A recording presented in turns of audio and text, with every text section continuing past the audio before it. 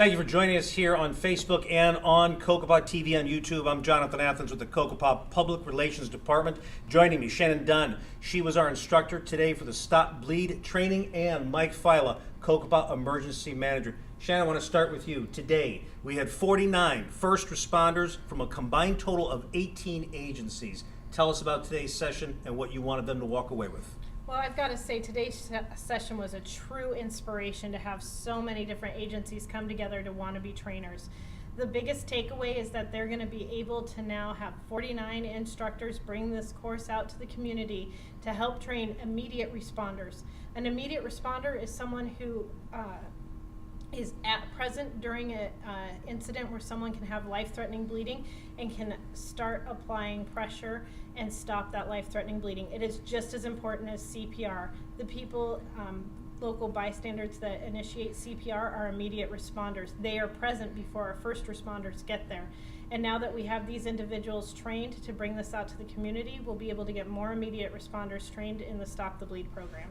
And one of the critical elements to this training was the hands-on aspect of this. Mike, let's talk about that. And let's talk about some of the tools that you used to teach this class. So today they learned how to use a tourniquet and how to properly store a tourniquet ready for use for next time. They've learned how to, they've also learned how to use a number of different items like a SWAT T, which is like a rubber tourniquet that could be used. I didn't even think about it, but they talked about if a canine handler has an issue happen with his dog, they can use that SWAT T on the canine, which I didn't even think about, which was great news for me to hear today. And then what we did was we learned how to take some trauma dressing and pack wounds, which right here is some of the simulators that were used today. Also, there was a couple cubes that simulate wounds too. And this one simulates a stab wound, this simulates a gunshot. And we need to pack the wound to stop the bleeding. And just some of the items here, if we go from this side, this one here is for the fire department, the Cocopah Summerton Fire Department. We purchased this so that we can start a team that will start rendering aid almost immediately as the situation's happening. And then this is just so they can home in on their skills, and we could hook up one of these containers and simulate fake blood coming out of here and actually make the bleed stop and know that your skills are being used and we are stopping the bleed. And Shannon, as a trauma nurse, you've definitely seen your share of gunshot wounds and knife wounds. And one of the important things that you brought up today, seconds count. Seconds absolutely count. It's just like the community is so aware that seconds count, minutes count with cardiac and stroke. It's the same thing with life-threatening bleeding.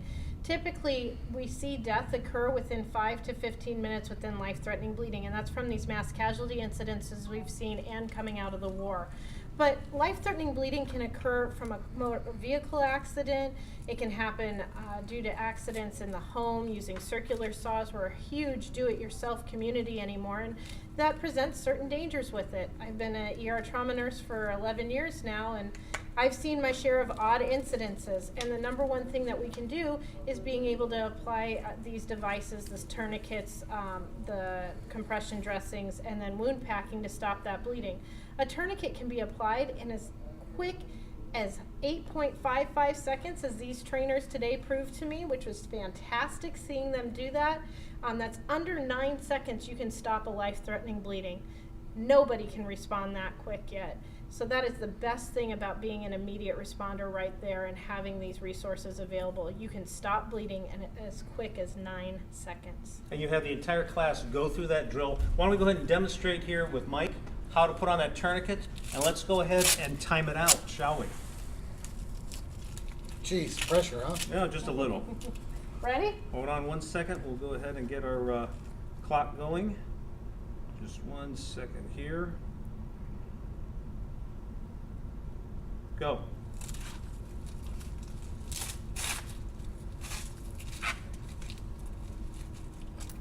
Sorry. That's okay. I didn't need that arm. Not quite 9 seconds. Not bad. Not bad. And how tight do you tighten this? You want to tighten this as tight as you possibly can. Typically, the most important key part to this is if we back up a little bit here, we're going to loosen this just to give Mike a break here. The most important part is tightening this Velcro strap down. You should not be able to fit any fingers underneath here. You want to get it as tight as possible. And then you're going to turn the windlass or the stick here around. Typically 2 to 3 times is enough to stop life-threatening bleeding. You can tell, you can see his skin starting to turn color here. And we're going to continue taking the strap over, secure with the white, and I'm going to write my time that it was applied on there. And supposing there's a situation Mike is by himself, he's going to have to apply that tourniquet on his own. So how would you go about doing that? So the nice thing is, what we taught in this class was staging of the tourniquets for self-use. It makes it really easy. And the way you stage it is you take this orange tab through here. You're going to fold it up, and then you just snap this in. You take this white piece so it's out of the way, and you can store it in a holder like this. What makes it easy is when you pull it out, all you have to do is use your hands, snap it open like this, and I can get it on myself fairly easy here. Again, most important to get this tied down here. I'll start turning the strap. One-handed application. And you can see the force.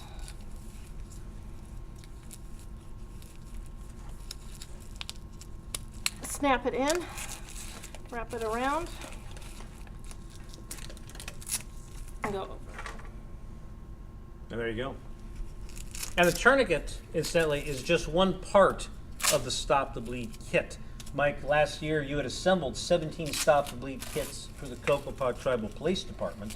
And now let's take a look at what the components are to that kit and what each component is used for. Let's take a quick look at what you have here.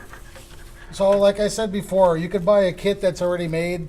I think we spoke, we had a meeting here at the PD, and we talked about what we wanted to put in their kits. So we made our kits by buying the pieces separate and making it.